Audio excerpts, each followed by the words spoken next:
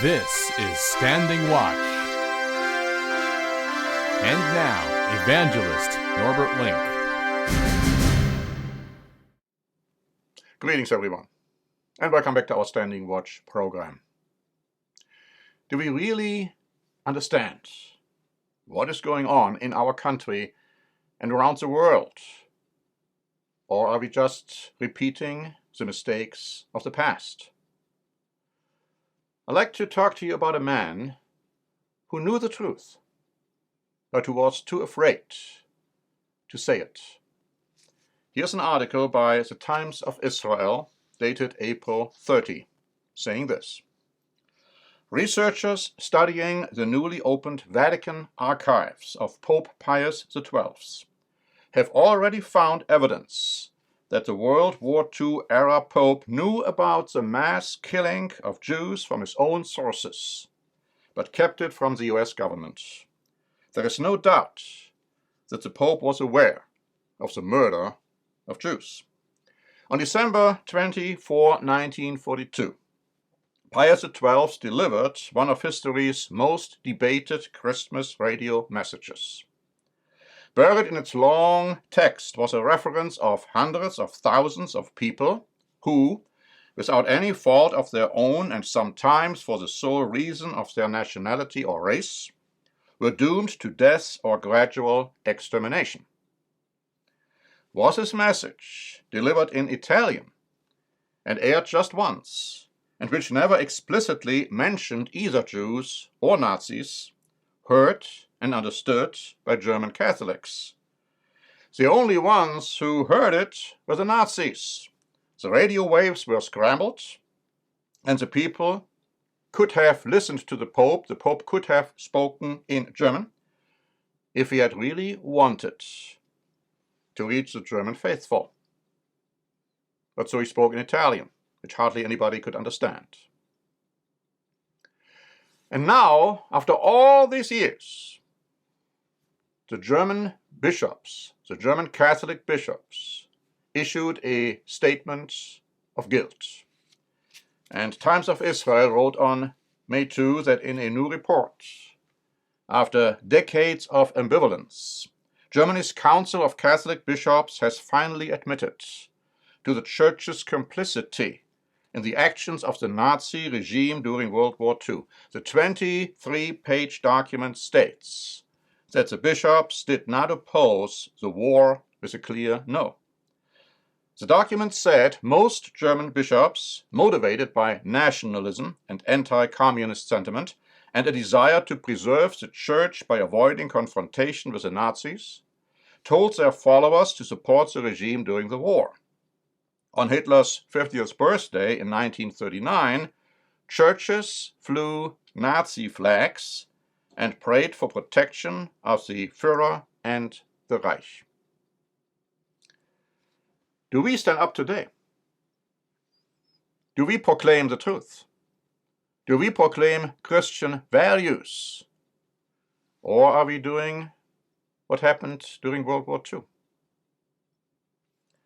AFP wrote on May 4 that Pope Benedict XVI just published a new book in Germany in which he wrote, "A century ago, anyone would have thought it absurd to talk about homosexual marriage.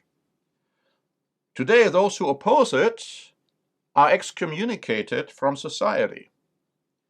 It is the same thing with abortion and creating human life in the laboratory," adding that it's only natural for people to fear the spiritual power of the Antichrist. The real threat to the Church is in the global dictatorship of purportedly humanist ideologies, he wrote. Now, can these things even be said today without fear of being silenced? For instance, are we still allowed to make critical comments regarding governmental stay-at-home orders and social distancing measures? The former president of Germany's highest constitutional court just warned that the German governmental restrictions might be unconstitutional.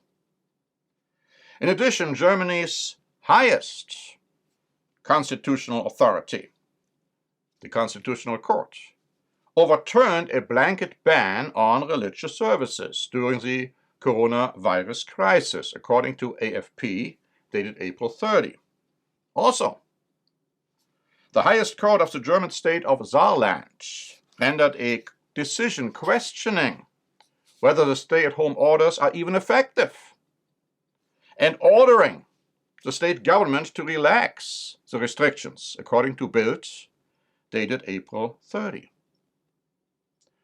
But some, including some media outlets, want to ban any material which disputes the efficiency of social distancing and self-isolation. Now, when it comes to the restriction of religious freedom, I'd like to talk about a case which just happened in California. The Associated Press wrote on May 5. California Governor Newsom has the right to ban church assemblies in the interest of public health, a federal judge ruled. Now, in this case, the police entered a church during a service attended by about 30 worshippers in late March and said that they were defying the governor's order. Now, the church was practicing social distancing and it took sanitary precautions.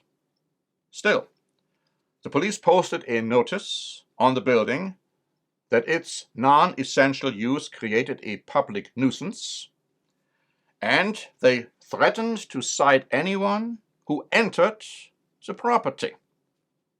Now, the pastor in this case said this: "It is time for pastors and religious leaders across the state to rise up and start pushing back against these draconian stay-at-home orders that completely fail to take into account the true essentiality of religion in our society."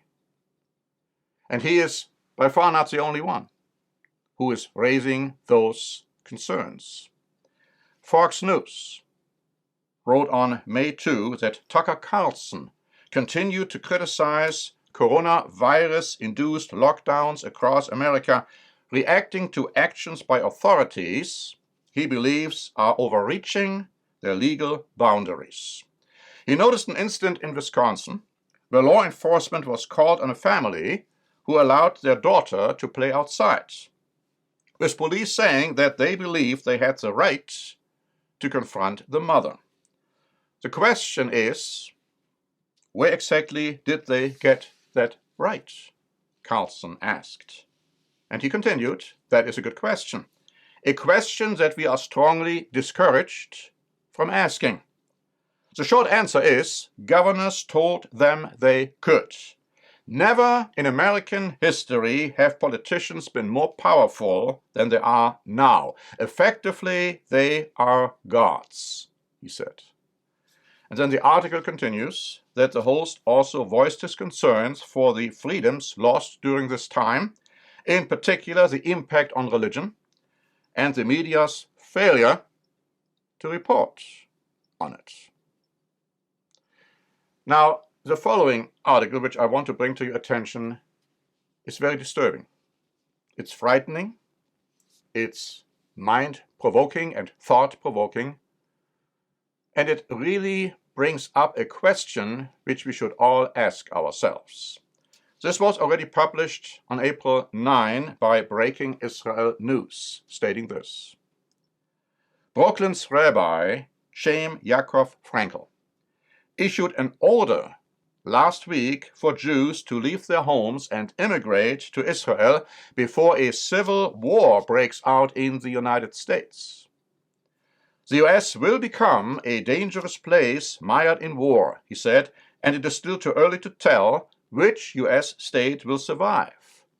But many parts will be destroyed and poisoned, and a civil war will break out within the United States, and states will secede from the federal government. The U.S. will no longer be a place of refuge. Now, is he right? I hope he is wrong. But I am afraid he may be right if we don't wake up. Looking the other way, pretending it's not happening, saying it's none of our business, that will help no one. In fact, that is cowardice. It's exactly what happened in World War II. We are losing our freedoms. Our freedom of expression, our freedom of movement, our freedom of assembly, our freedom of religion, our freedom of worship, many other freedoms. And when we are losing our freedoms, then lawlessness will abound. So please stay tuned for this important announcement. Until next time, this is Norbert Link for the Standing Watch program. Jesus Christ predicts the signs of the times and the end of the age in Matthew 24, with world wars, famines, diseases, earthquakes in various places. He also warns of many false prophets who will rise up to deceive the world. They will even try to convince Christians that God's law of the Ten Commandments is no longer in force.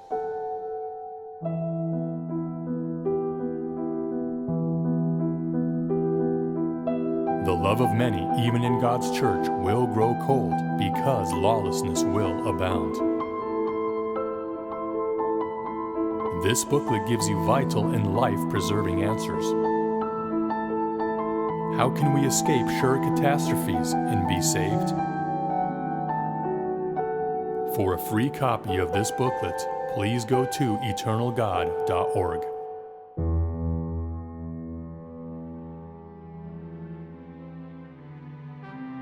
Standing Watch is a presentation by the Church of the Eternal God, P.O. Box 270519, San Diego, California 92198. More information is also available at our website, eternalgod.org.